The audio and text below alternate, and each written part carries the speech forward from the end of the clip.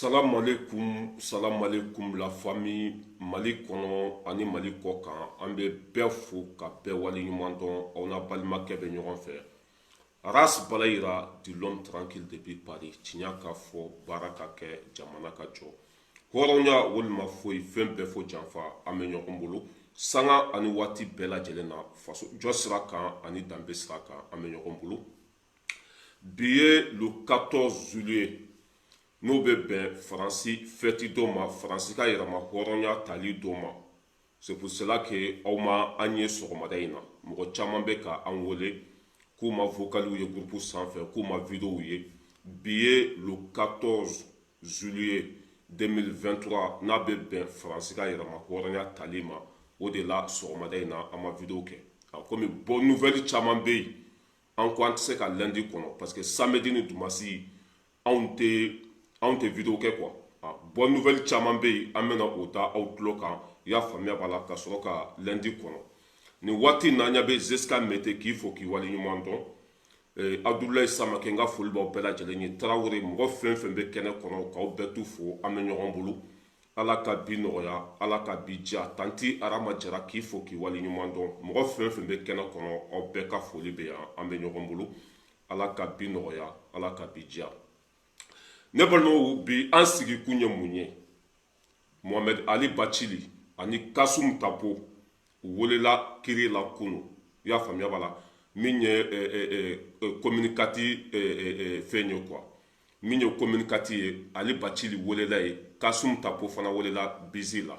kunu. A jɔn de ye plainte don u kama an bɛna o de fɔ aw ye. Min ye CDEM ye, CDEM collectif pour la défense des armées, il y a un collectif pour la défense des soldats olu de plainte do Mohamed Ali Bacili ani Kasum Tapo kama. Ali Bacili plainte taara di ale ma ka so k'a ka taa yɛrɛ ɲɛfɔ commissariat la min ye 4e arrondissement ye, k'a ka taa yɛrɛ ɲɛfɔ ye. N'a ma taa yɛrɛ ɲɛfɔ ye k'u bɛ taa minɛ a ka so ka sɔrɔ ka taa n'a ye commissariat la. O plainte dira Ali Bacili ma, ale ma sigi tuguni, a y'i sen fa ka taa commissariat la. Mais Kasum Tapo ale ma sɔn ka taa wele jaabi. Ne balimaw plainte don kun ye mun de? Ali Bacili ani Kasum Tapo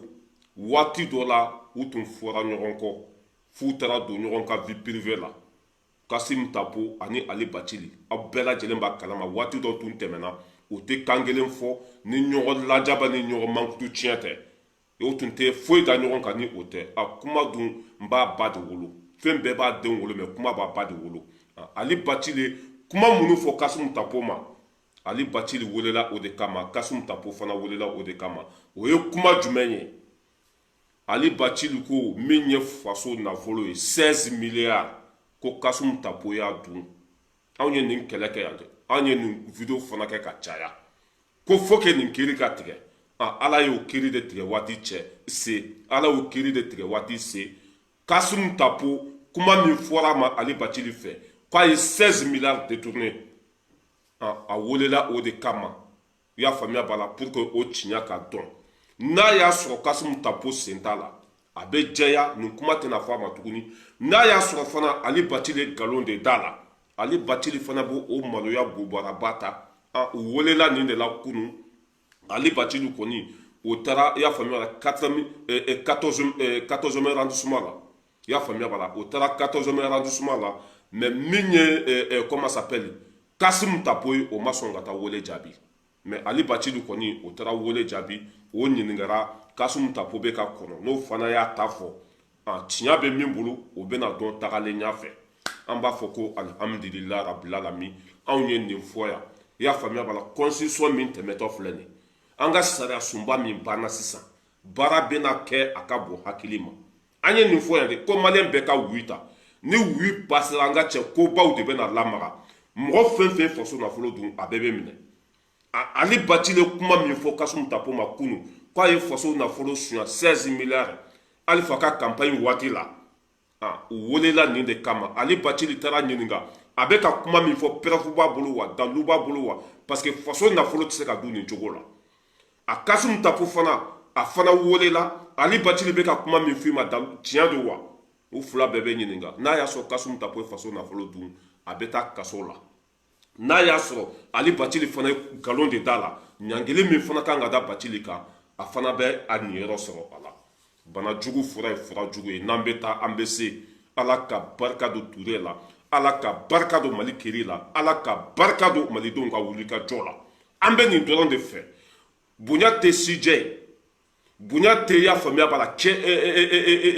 dulokiba don ye bonya tɛ kɔlɔsi ye bonya tɛ y'a faamuya b'a la ilaha illallah ye quoi bonya ye kɛwale de a n'a y'a sɔrɔ y'a faamuya b'a la Kasimu Tapo ye faso nafolo suɲɛ 16 milliards a bɛ taa bo kɛ palan kɔnɔ fura foyi t'a la parce que Asimi de bɛ yen bi a fa ma wari suɲɛ a ba ma wari suɲɛ a mɔkɛ ma wari suɲɛ a ka pa paga t'a la mɔgɔ fɛn fɛn faso nafolo suɲɛ Asimi b'i minɛ k'i don kaso la hɛrɛ bɛ si hɛrɛ bɛ tile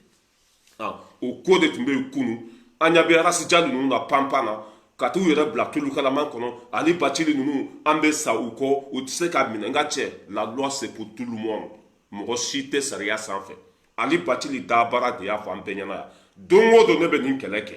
don o don ne b'a vidéo suɲɛ ko fo que nin kiiri ka tigɛ a komi barika bɛ anw dalakan na Ali Bacili taara ɲininka plainte taara d'a ma fɔ a ka so i y'a faamuya bala 4e arrondissement fɛ n'a ma taa yɛrɛ ɲɛfɔ k'u bɛ taa ta a ka so ka taa n'a ye kaso la ka taa bila kaso la Ali Bacili bolila ka taa u y'a ɲininka mais Kasimu Tapo ma ɲininka fɔlɔ parce que ni mɔgɔ fila bɛ kɛlɛ la fan fila bɛɛ de bɛ lamɛn fɔlɔ Ali Bacili o lamɛnra fɔlɔ mais Kasimu Tapo ma lamɛn de toute façon a tiɲɛ bɛna dɔn parce que nin dossier tɛ datugu tuguni nin dossier in tɛna datugu tuguni baara bɛ kɛ ni nin dossier ye Ali Bacili ni Kasimu Tapo an bɛ dugawu k'u ye Ala ka hinɛ u la k'u dayɔrɔ sumaya u y'an ko kiti min na Ala k'a nɔgɔya n'an bɛ taa an bɛ se ne y'a fɔ k'aw k'aw sigi aw yɛrɛ ma aw tɛna foyi sɔrɔ Mali kɔnɔ tuguni aw tɛna kɛ foyi ye Mali kɔnɔ tuguni maliyɛnw tɛna danaya da aw kan tuguni aw kɛra komi samiya bo a y'aw nɛ minɛ ka bɔ mɔgɔw da la aw bɛ panpan na a dɔ bɛ taa yɛrɛ sɔrɔ kaso la cɛkɔrɔba ni kaso la taga o ye labanko juguya ye 16 milliards tɛna sɔrɔ Kasimu Tapo bolo fo ka diɲɛ dugukolo meleke Kasimu Tapo 16 milliards o tɛna sɔrɔ a bolo i bɛ t'i bo kɛ palan kɔnɔ fu Ali Bacili de y'a fɔ dɛ a y'i kalifa ko ni Kasimu Tapo ma faso nafolo suɲɛ i y'a faamuya bala ko ale t'a ba den ye i jɔ n ka video k'a la fɔlɔ u welela nin de kama cɛkɔrɔba jugu fila in mɔgɔ minnu ye ɲɔgɔn danbe bɔ ɲɔgɔn na ka ɲɔgɔn mankutu tiɲɛ ka ko sugu bɛɛ da ɲɔgɔn kan olu de bɛ teriya la bi o teriya bɛ taa min Kasum de kelen sera yan 16 milliards dirhams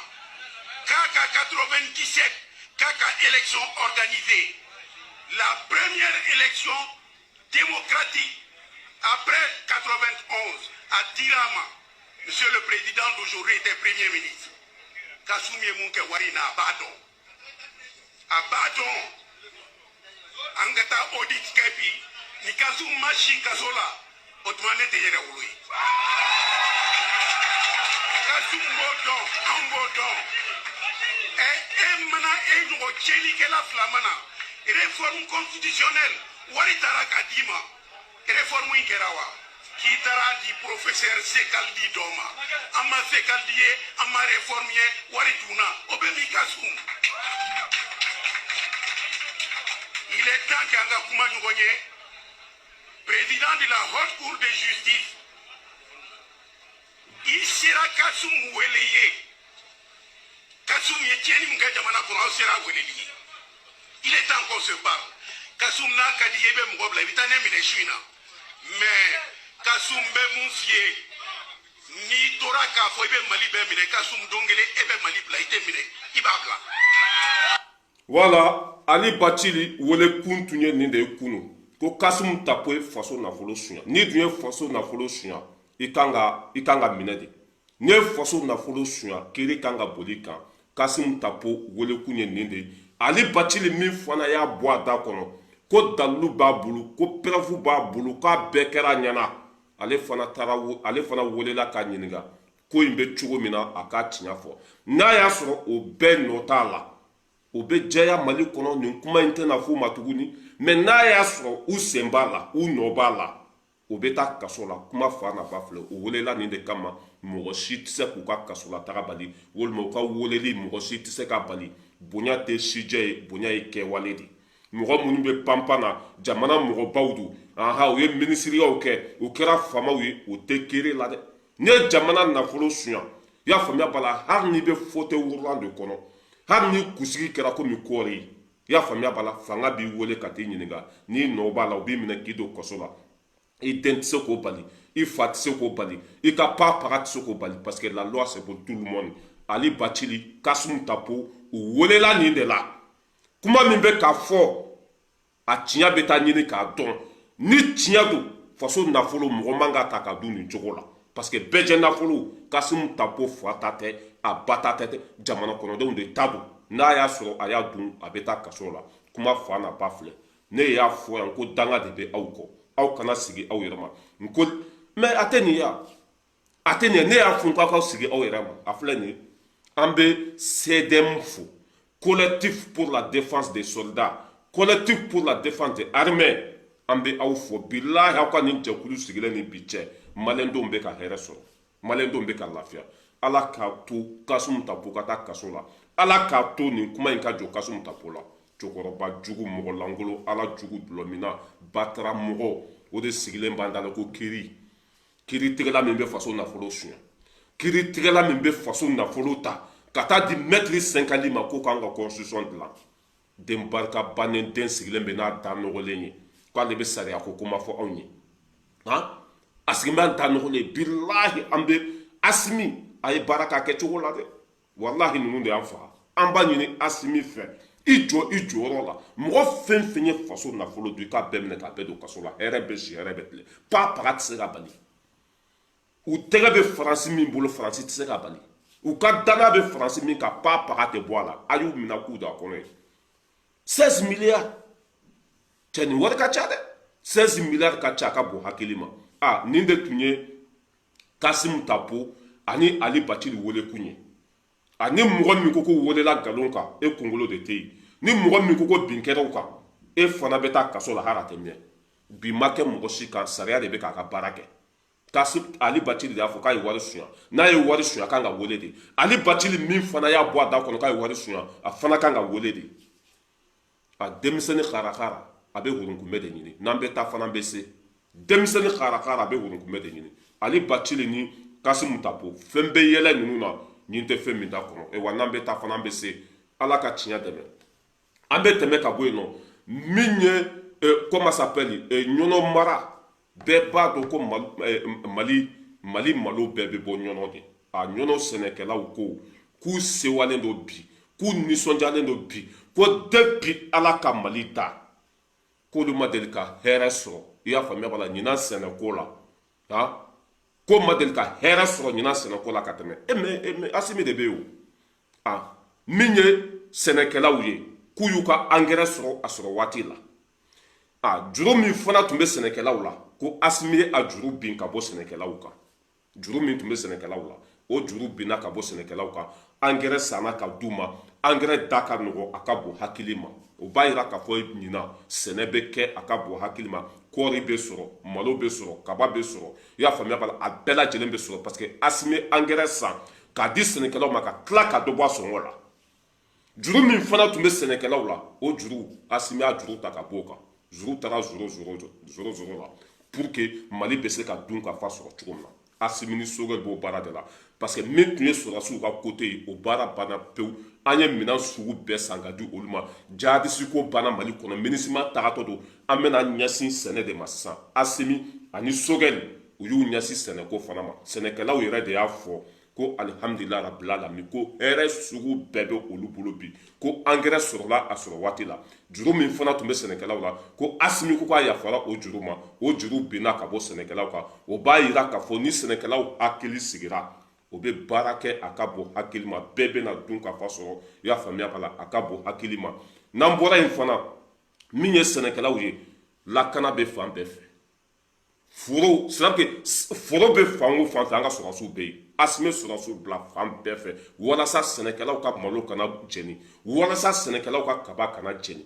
Asimi engrais d'u ma ka tila ka sɔrɔdasiw bila u ka condition kɔnɔ ka tila juru min tun b'o la k'o juru fana bila poubelle kɔnɔ jigitugu masa n'i tun ma na a tɛ ɲɛnabɔ n'i tun ma na a tɛ dilan n'i tun ma na a tɛ jɔ n'i tun ma na a tɛ segin ka danbe kɔnɔ Asimi ye nin baara fana kɛ o de la ni ne ye mɔgɔ ye Asimi ma ɲi ne bɛ yɛlɛ u la de ala ka hinɛ u la an ka Sogɛl lamɛn baara min bɛna ta ka ɲɛsin sɛnɛkɛlaw fana ma lafiya bɛ na o bilahi lafiya bɛ na an ka Sogɛl lamɛn.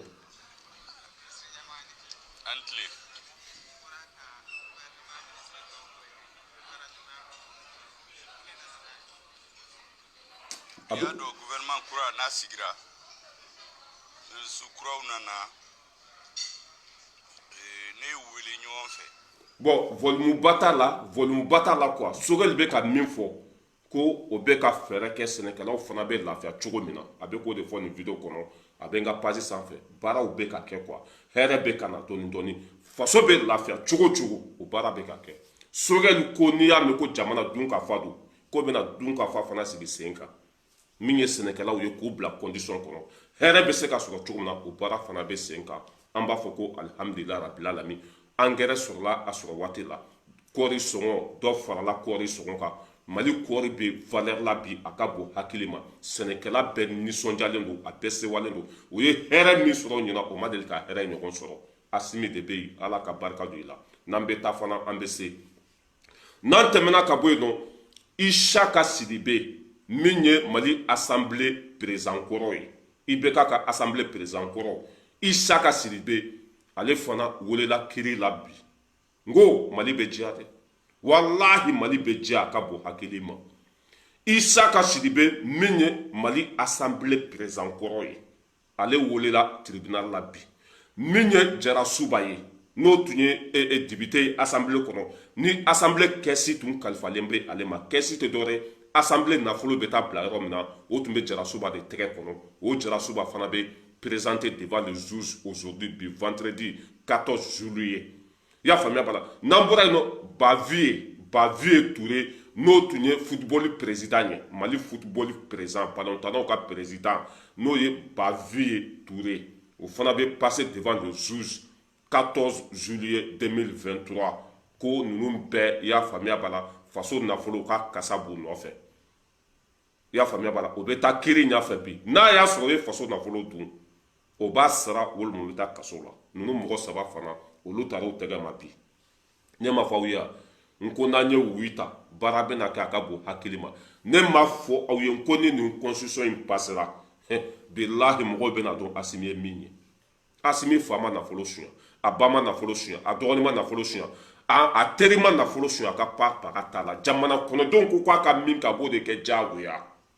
a b'o de kɛ min ye Mali assemblée président kɔrɔ ye Isaka Sidibe IBK ka assemblée président kɔrɔ a welelen bɛ fanga la bi le 14 juillet a bɛ présenter juge ɲɛfɛ n'o bɔra yen nɔ Jara Suba ale fana welela bi min ye Bavier Touré ballontannaw ka président kɔrɔ o fana welela juge ɲɛfɛ bi n'an bɛ taa an bɛ se tiɲɛ de tɔgɔ ye ko Ala wa nkalon kɔ ye malo ye miliyari suɲɛnen kɔfɛ lafiya tɛ yen jamana cilen kɔfɛ lafiya tɛ yen n'i ye baara ɲuman kɛ i b'o tɔnɔ sɔrɔ diɲɛ kɔnɔ k'o tɔnɔ sɔrɔ lahara Asimi filɛ nin ye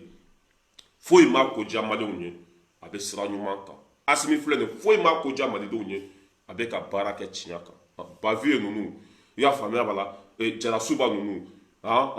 comment ça s'appelle Isaka Sidibe ninnu n ka cɛ n'olu minɛna kɔni mɔgɔ tɛ to yen tuguni o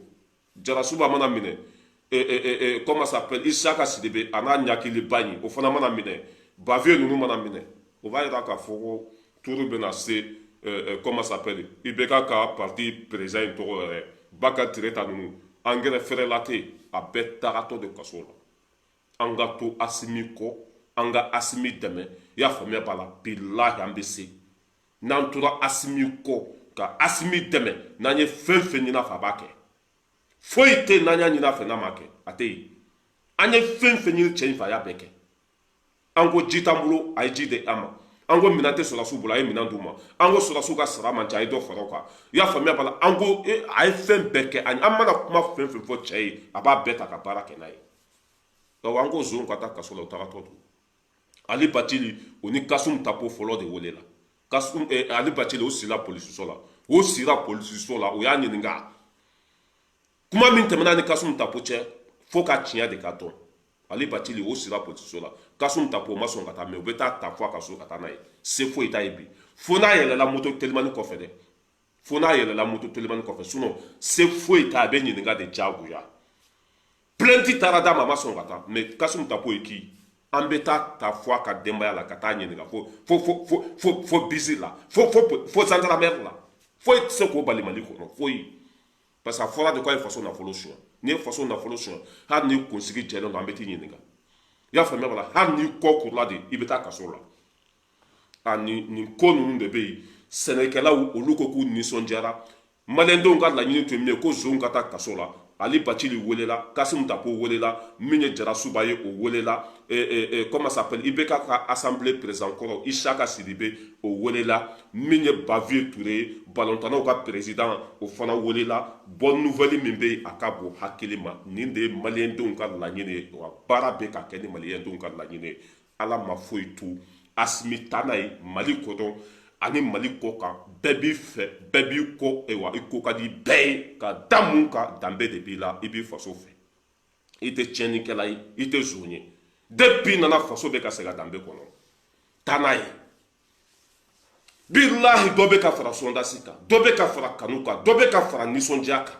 n'i kɔni sera ka zon ninnu minɛ k'u to kaso la Asimi walahi Ala Asimi don o don an bɛ dugawu k'i ye don o don an bɛ dugawu k'i ye don o don wa don o don an bɛ tugu i kɔ ninnu ka jugu ni Yada Gali ye u ka jugu ni Furakuna ye u ka jugu ni Osama ye n'i y'a mɛn ko Mali binna fo ka se nin niveau ma zonden ninnu de y'a faso ci bilahi u ɲɔgɔn ka firi den ma wolo dugukolo kɔ kan u ka jugu ni Furakuna ye hali comment ça s'appelle Amadu Gufa tɛ sɔn ka nin k'a denw na n'i ye wari di Amadu Gufa ma bi k'a k'a denw labila a tɛ sɔn n'i ye wari di Amadu Gufa ma bi k'a k'a denw faga a tɛ sɔn wari dira ninnu ma k'u k'an faga u y'an faga wari dira ninnu ma k'u k'an faso danbe bɔ a la u y'a bɔ a la u bɛɛ tagatɔ don kaso la Kasum Tapo 16 milliards u tagatɔ don Isaka Sidibe o ye sonyɛni kɛ Mali kɔnɔ a ka bon hakili ma u tagatɔ don kaso la Jara Suba assemblée kɛsi tun b'o de bolo kɛsi tɛ dɔwɛrɛ ye assemblée nafolo mugu bɛ taa bila yɔrɔ min na o tun bɛ Jara Suba de bolo i y'a faamuya Bavier ale tun ye balontannaw ka président ye ninnu bɛɛ welela fanga la bi n'u nɔ b'a la o bɛ taa kaso la n'u nɔ t'a la o bɛ bila nin de y'a kɛcogo ye ka tila ka ɲini Asimi fɛ n'i bɛ fɛ i ka lafiya mɔgɔ fɛn fɛn faso nafolo suɲɛ wala aw kana ta faso baara la a b'an ka constitution kɔnɔ a bɛ diɲɛ sariya ɲɛnama bɛɛ kɔnɔ Jara Suba filɛ nin a bɛ assemblée kɔnɔ mun de ye Jara Suba se assemblée kɔnɔ mɔgɔ min ye suɲɛni kɛ u da man ka don jamana ko foyi de la a y'o sariya fana baara k'a kɛcogo la a y'o sariya fana appliquer mɔgɔ fɛn fɛn tɔgɔ bɛ tiɲɛni na walahi foyi kana kalifa la jamana kɔnɔ aw kana foyi kalifa la walahi a y'a kɛ Ala kama ka baara kɛ ni nin ye nin de bɛ diɲɛ jamana ɲɛnama bɛɛ kɔnɔ Jara Suba ninnu ye sonyɛni kɛ olu bɛ assemblée kɔnɔ mais a ka bon hakili ma u bɛ CNT kɔnɔ a ka bon hakili ma a ye nin ko sugu ninnu dabila mɔgɔ fɛn fɛn de jamana nafolo suɲɛ a y'a minɛ ka don kaso la aw kana place d'a ma o de ye tiɲɛ ye baara fana kan ka kɛ nin cogo de la ni c'est à dire que ni dalilu kɔni bɛ yen ko e nɔ bɛ ko dɔ la i kana da bonya ma dɛ foyi kana kalifa e la jamana kɔnɔ tuguni hali bilakoro ka bogo o kana kalifa e la kuma ma se jamana ma a ye nin hakilina in ta aw ka baara kɛ n'a ye a bɛ Faransi yan i y'a faamuya wala a bɛ Ameriki a bɛ Irisi jamana kan ni kɔni minɛna faso nafolo burujali de la e da tɛ don jamana ko foyi de la mais anw fɛ place bɛ di nsow ma mais a ka bon hakili ma o souvent quand moi mais Asimi de bɛ yen nin bɛɛ bɛ ɲɛnabɔ sisan komi i y'a faamuya b'a la jamana tɛ jɔ tile kelen a bɛɛ tɛ se ka kɛ tile kelen mais ni Asimi bɛ yen a b'a bɛɛ ko ka jɛ fɛn nɔgɔlen ninnu ka bɛɛ bila ɲaman kɔnɔ ni Ala na kira sɔnna nin bonne nouvelle de tun bɛ yen ka ɲini maliyɛnw fɛ hali bi an jɔlen ka to an mago bɛ fɛn fɛn na tagalen ɲɛfɛ an bɛna bɛɛ sɔrɔ nin de tun ye kunnafoni ye ka da aw tulo kan kunnafoni fɔlɔ mɔgɔ minnu nana sisan kunnafoni fɔlɔ ye min ye Bacili ani Kasum Tapo o welela fanga la kunun dɔwɛrɛ tɛ Bacili ko Kasum Tapo ye 16 milliards suɲɛ u wele kun ye nin de ka taa ko tiɲɛ dɔn Bacili o sira polisiso la mais Kasum Tapo ale ma sɔn ka taa ale dalen b'a yɛrɛ la mais Asimi de bɛ yen an bɛ ku tigɛli da ye ka garankɛ ma da Bawolo kan n'i banna ka taa an bɛ t'i ta i ka so ka taa n'i ye Jara Suba fana welela bi le 14 juillet min ye Isaka fana ye o welela Bavieux Touré balontannaw ka ɲamɔgɔ o fana welela n'an bɛ taa an bɛ se